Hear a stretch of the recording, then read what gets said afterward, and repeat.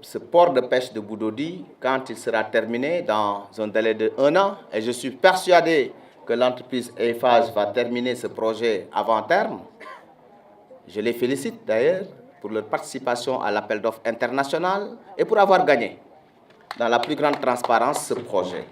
Nous comptons sur Eiffage pour en moins d'1 an pouvoir revenir ici au nom du président Macky Sall inaugurer ce joyau. Le secteur de la pêche a connu des avancées significatives. Quelques rappels.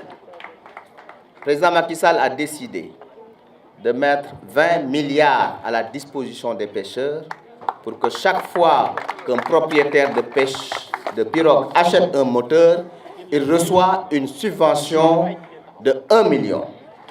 Nous avons déjà bouclé la première subvention et je veux vous rappeler que la région de Ziguinchor a reçu 749 moteurs, 749 millions de subventions pour cette première phase et je rassure le représentant des acteurs pour lui dire que la seconde phase va démarrer en janvier.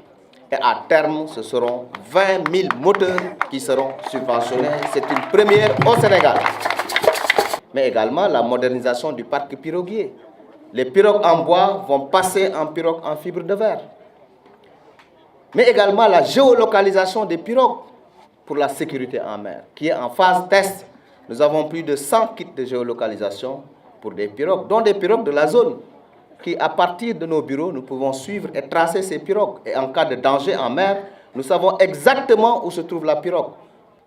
Protéger la ressource contre ce qui rentre dans nos eaux et pêche illégalement, ce qu'on appelle la pêche illégale non déclarée, non réglementée. Chaque fois qu'on prend un bateau dans ce cadre-là, l'amende minimum c'est 500 millions, maximum 1 milliard. Et s'il y a récidive, le gouvernement du Sénégal prend définitivement ce bateau-là. La population sénégalaise a augmenté. En 1982, il y avait 4500 pirogues. En 2012, nous avons 20 000 pirogues. C'est énorme. Et la ressource n'a pas augmenté dans les mêmes proportions. Donc il faut mieux qu'on gère la ressource. C'est la raison pour laquelle nous avons augmenté les tailles de capture. Le yaboy qu'on pêchait à 12 cm, maintenant on la pêche à 18 cm. Le tchof qu'on pêchait à 20 cm, maintenant on la pêche à 40 cm. Pourquoi? Parce que nous voulons que la taille de pêche corresponde à la taille de reproduction de ces espèces. Il faut qu'on permette aux poissons de se reproduire avant de les pêcher.